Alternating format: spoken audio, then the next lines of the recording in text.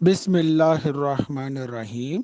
آیت اللہ سستانی نے آج کے دور میں کچھ جوانوں کو نصیحتیں کی تھیں، ان نصیحتوں سے متعلق بیان کرتے ہیں۔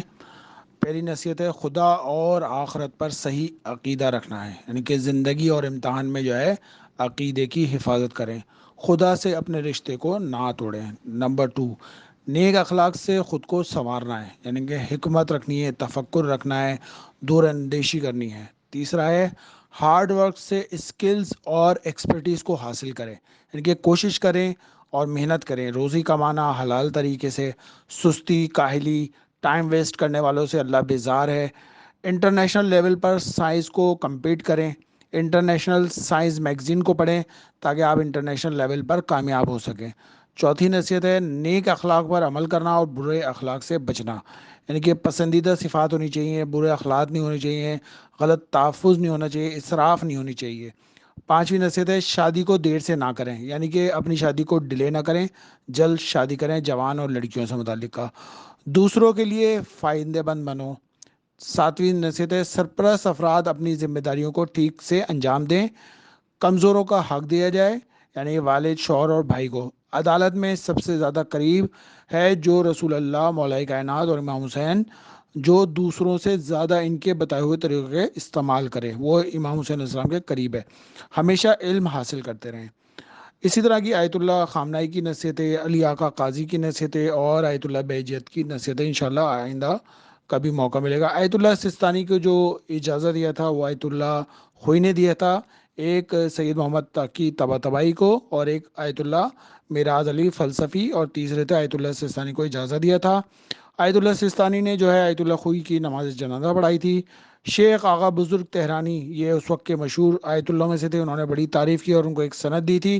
5 سال کی عمر میں آیت اللہ سستانی نے جو ہے قرآن کی تعلیم شروع کر دی تھی، اور ان کے جو استاد قم میں تھے سید حسین طباطبائی آیت اللہ، کمراری آیت اللہ، اور یہ جب واپس گئے تھے عراق 40 کے دن پہنچے تھے نجف اشرف، آیت اللہ محسن الحکیم ان کے استاد تھے، آیت اللہ شہرودی، آیت اللہ خوئی اور شیخ ہلی، ان لوگوں نے جو ہے آیت اللہ سستانی کو جو ہے وہ اجازت دیا تھا۔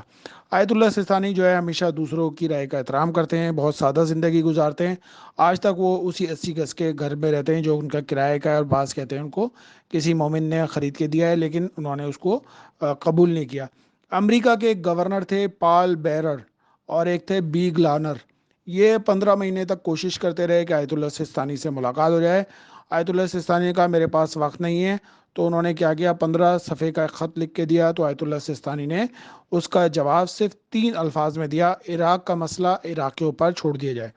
پھر بش کا بیان آیا کہ میں آیت اللہ سستانی سے ملنا چاہتا ہوں، آقا نے جواب دیا کہ ہمارے پاس وقت نہیں ہے، اور جو ہے پوپ فرانسس جو ہیں انہوں نے آیت اللہ سستانی سے ملاقات کی۔ خود پوپ فرانسس کو جو ہے کافی تھریٹس تھے کہ وہ نہ مل سکے آیت اللہ سستانی سے، کیونکہ پوپ جو ہے کم سے کم 500 ایکڑ کے گھر میں رہنے والے، اور آیت اللہ سستانی ایک 80 گز میں رہنے والے سے ملاقات کی۔ آیت اللہ سستانی کے ایک فتوے نے جو ہے داعش کی کمر توڑ دی تھی۔ آیت اللہ سستانی کا ایک فتویٰ جو ابھی 2022 میں آیا کہ عراق میں یہ کام ذلت آمیز ہے، جبکہ عراق میں بڑے حالات خراب ہوئے تھے اور اربعین کا جو ہے وہ مقام قریب تھا، اور اسرائیل کی پروڈکٹ کے بارے میں بتایا کہ یہ حرام ہے استعمال کرنا، یہ ان کا پرانا فتویٰ ہے۔ 2004 میں آیت اللہ سستانی بصرہ سے نجف اکیلے نکلے۔ لندن میں ان کا اصل میں ایک آپریشن ہو رہا تھا، جب ان کو پتہ چلا کہ نجف کے اندر جو ہے مقتدر صدر کو فوج نے چاروں طرف سے گھیر لیا ہے، اور ان کی امریکی فوج اور عراقی فوج کی یہ تمنا تھی کہ اچھا ہے یہ مقتدر صدر امام کے حرم میں ہی ان کو مارا جائے، تاکہ امام کا حرم بھی جو ہے نعوذ باللہ ختم ہو جائے، اور یہ جو قبرستان ہے اس کو بھی ختم کر دیا جائے۔ اسی حالت میں جب ہارٹ سرجری ہو رہی تھی، اس کا بھی ایک حصہ کمپلیٹ ہوا تھا، تو آیت اللہ سستانی وہاں سے چلے اور مولا علی علیہ السلام کے حرم میں پہنچے۔ وہاں پہ مقتدر صدر کو انہوں نے سمجھایا اور ان کو سیف جو ہے ایگزٹ دیا، جبکہ مقتدر صدر نہیں چاہتے تھے کہ وہ اس طرح ایگزٹ کریں، بلکہ وہ چاہتے تھے کہ امریکہ سے ہر اس پر جو ہے وہ لڑائی کریں، اور امریکہ بھی یہی چاہتا تھا، لیکن آیت اللہ سستانی کے اس عمل کی وجہ سے وہ ناکام ہوئے۔ آیت اللہ سستانی نے جو ہے مقتدر صدر سے بات چیت کرنے کے بعد ان کو نکلوا دیا تھا، اور اس کے بعد جو ہے فورن ٹروپس بھی جو ہے وہ نکل گئے تھے اور زون کو جو ہے چند ہی گھنٹوں میں معاملہ تبدیل ہو گیا تھا۔ 25 ستمبر 2019 کو BBC کی ایک نیوز رپورٹر ہے نوال المغفرے، اس نے جو ہے ایک سوال کیا تھا آیت اللہ سستانی سے موتا کے بارے میں۔ وہ موتا کے بارے میں جواب آیت اللہ سستانی نے بڑا زبردست دیا تھا، وہ بھی ویب سائٹ پہ موجود ہے۔ آیت اللہ سستانی اپنی تمام نشستوں اور ملاقاتوں میں اہل سنت کے مسائل پر بطور خاص توجہ دیتے ہیں اور ان کے حقوق کی ادائیگی پر کافی تاکید کرتے ہیں۔ شیعہ سنی جنگ سے متعلق ہمیشہ خبردار کرتے رہتے ہیں۔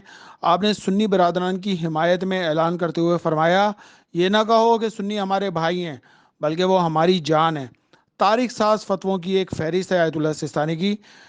جب داعش آئے تھے تو شہر قات کہ 8,000 اہل سنت کے گھر جو ہیں تباہ برباد ہو گئے تھے، اور ان کی کفالت جو ہے خود آیت اللہ سستانی اپنے ذمہ لیا تھا، جن کی وجہ سے ان کے گھر جو ہیں تباہ ہو گئے تھے۔ اقوام متحدہ کے کیلچی تھے جین بہنس، یہ جو ہے انہوں نے کورونا پھیلنے کے بعد جو ہے یہ پہلی مرتبہ انہوں نے ملاقات کی تھی آیت اللہ سستانی سے 2020 میں۔